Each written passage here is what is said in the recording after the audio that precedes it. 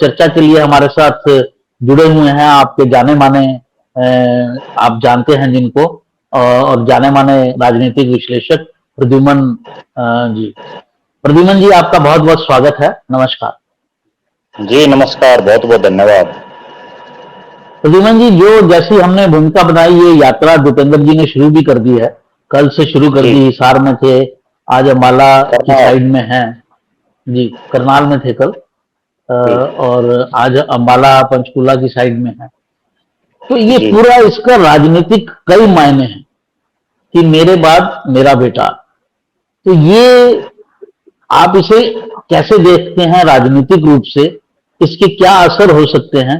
और क्या जो भूपेंद्र हुड्डा विरोधी जो गुट हैं हरियाणा के अंदर, वो इसे स्वीकार कर लेंगे? और क्या आला कमान इसे स्वीकार कर लेगा?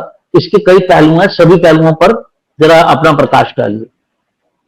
देखो, निश्चित रूप से राजनीति में प्रत्येक बाप ये चाहता है कि उसका बेटा कामयाब हो और वो उससे बड़ा बने। और हरियाणा प्रदेश में भी चौधरी भूपेंद्र सिंह हुड्डा पिछले 5 साल से तो बिल्कुल क्लियर कट इस प्रयास में लगे हुए हैं कि दीपेंद्र सिंह हुड्डा ज्यादा से ज्यादा कार्यक्रम करे, ज्यादा से ज्यादा लोगों के बीच में जाए, और ताकि वो हरियाणा प्रदेश में एक चेहरा बने। मैं एक बहुत बड़ी बात दर्शकों को बताऊं, जब लोग चौधरी भूपेंद्र सिंह हुड्डा से उनके दिल्ली आवास पर मिलते हैं तो भी वो लोगों से ये कहते हैं कि आप एमपी साहब से जरूर मिलो या आप दीपेंद्र हुड्डा से जरूर मिलो। और ज्यादा से ज्यादा कार्यक्रम पिछले 5 साल में दीपेंद्र हुड्डा ही कर रहे हैं। चौधरी भूपेंद्र सिंह हुड्डा तो केवल बड़ी बड़ी जो झलसे जुलूस हैं उनमें, बड़ी बड़ी रैलियों में, या कहीं कोई उनका बिल्कुल निजी व्यक्ति हो तो उसके दुख सुख में ही शामिल होते हैं। अक्सर उनके जो दिल्ली आवास हैं उस पर भी दीपेंद्र सिंह हुड्डा ही लोगों से बड़े स्तर पर मिलते हैं। तो कहीं ना कहीं, जैसा आपने कहा कि दीपेंद्र सिंह हुड्डा को प्रदेश में एक बड़ा चेहरा बनाने का प्रयास चौधरी भूपेंद्र सिंह हुड्डा आज से नहीं बल्कि पिछले 5 साल से कर रहे हैं। क्योंकि हुड्डा साहब अब उम्र के उस लिहाज पर आ गए हैं जहां ये संभवतः उनका आखिरी चुनाव होगा, और उसके बाद उनको जो सक्रिय चुनावी राजनीति है उसमें कहीं ना कहीं वो आगे चुनाव लड़ेंगे नहीं लड़ेंगे, हालांकि ये तो समय बताएगा। लेकिन मेरा ऐसा मानना है कि अगले चुनाव में वो पूरी कमान दीपेंद्र सिंह हुड्डा को दे देंगे।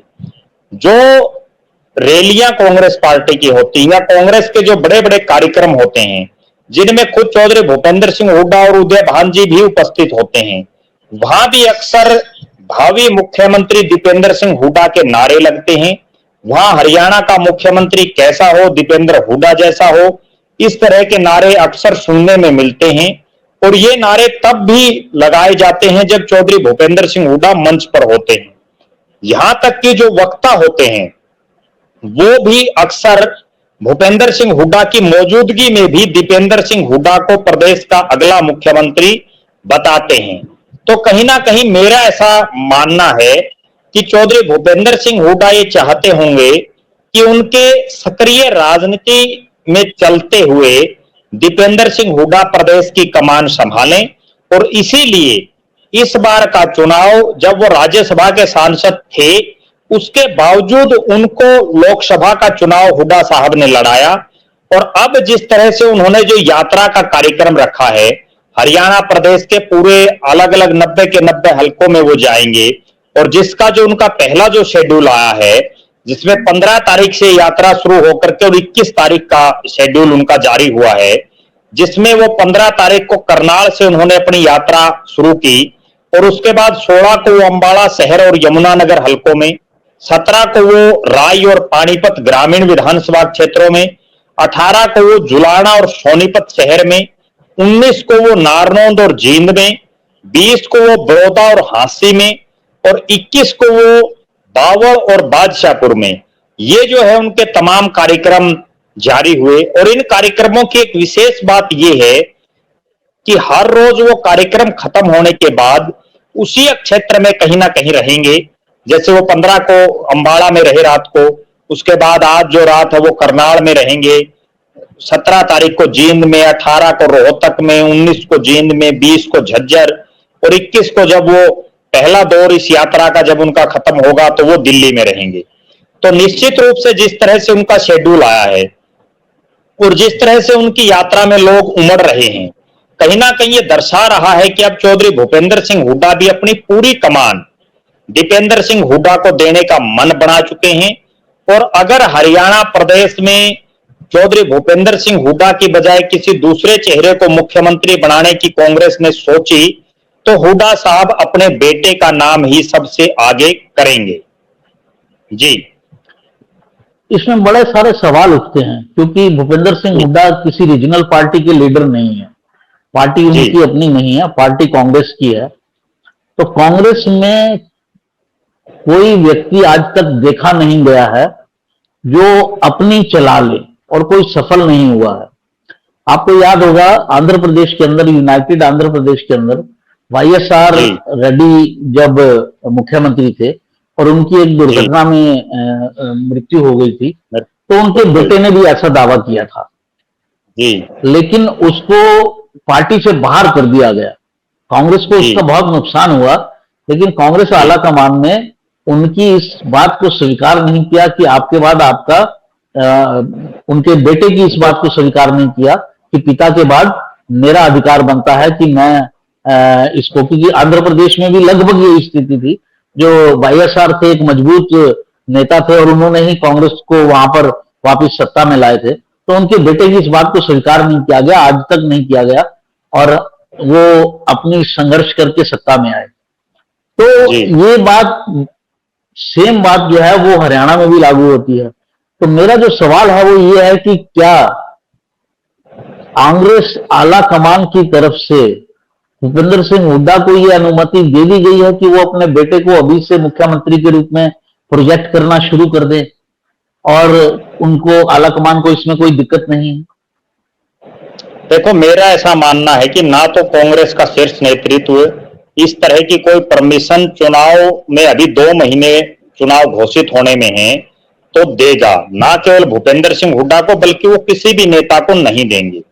दूसरी बड़ी बात, कांग्रेस का शीर्ष नेतृत्व जिस तरह से मैं देख रहा हूं पिछले काफी सालों से, कभी भी ये नहीं चाहेगा कि प्रदेश का कोई बड़ा नेता, आज जैसा आपने बताया, आज जो बड़ा नेता है उसका बेटा भी बड़ा नेता बने, क्योंकि कल को अगर वो और ज्यादा बड़ा नेता बन गया तो जो गांधी नेहरू परिवार है, या हम ये कह सकते हैं कि राहुल गांधी और जो प्रियंका गांधी है, उनको आगे टक्कर देने के लिए कोई नेता खड़ा हो जाएगा।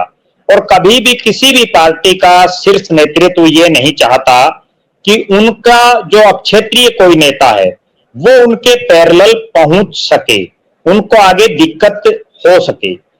अब जैसा आपने बताया कि दीपेंद्र सिंह हुड्डा, मैं एक उदाहरण के माध्यम से यह समझाना चाहूंगा। आज चूंकि विधानसभा चुनाव बिल्कुल सिर पर हैं, और मुझे नहीं लगता कि कांग्रेस के किसी भी नेता ने किसी भी संभावित जो दावेदार हलकों में घूम रहे हैं, जो टिकटार्थी घूम रहे हैं, उनमें से किसी की हां टिकट की 100% भरी होगी। उसके बावजूद वो लोग हल्के में अपना माहौल बनाने के लिए ये दर्शाते हैं कि मेरी फला नेता से बात हो चुकी है, मेरी टिकट फाइनल है, मेरी फला नेता से बात हो चुकी है, मेरी टिकट बिल्कुल श्योर है। जबकि बहुत से तो ऐसे हैं कि उनको टिकट में से टिकट का तय भी नहीं मिलने वाला। तो कहीं ना कहीं जिस तरह से वो एक माहौल बनाने का काम करते हैं, उसी तरह से मेरा ऐसा मानना है कि चौधरी भूपेंद्र सिंह हुड्डा भी अपने बेटे दीपेंद्र सिंह हुड्डा को जिस तरह से आगे हरियाणा में प्रोजेक्ट कर रहे हैं, वो एक तरह से माहौल बनाने के लिए ही कर रहे हैं। दूसरी बड़ी बात, क्योंकि अब चौधरी भूपेंद्र सिंह हुड्डा उम्र के उस पायदान पर है जब वो कभी भी सक्रिय राजनीति से संन्यास ले सकते हैं, तो अब वो बहुत ज्यादा लोगों से घुल मिल नहीं सकते, बहुत ज्यादा लोगों के बीच में नहीं रह सकते। उन्होंने अपना एक अल्टरनेट अपने बेटे को चुना है। और हर बात, इससे पहले भी जितने हरियाणा प्रदेश के बड़े कद्दावर नेता रहे, चाहे वो चौधरी बंसीलाल जी रहे हों, उन्होंने अपने बेटे को आगे किया, चाहे राव वीरेंद्र सिंह रहे हों, उन्होंने अपने बेटे को आगे किया, चाहे चौधरी देवीलाल जी रहे हों, उन्होंने अपने बेटे को आगे किया, चौधरी भजनलाल जी ने अपने दोनों बेटों को आगे किया, चौधरी ओम प्रकाश चौटाला जी ने अपने बेटों को आगे किया। तो हरियाणा में तो ये प्री पार्टी चली आ रही है। जब मनोहर लाल खट्टर जी बने तब इस चीज पर ब्रेक लगा, और अब जब नायब सैनी बने हैं, एक बहुत बड़ी बात जो बीजेपी ये कहती है कि हम परिवारवाद की राजनीति नहीं करते।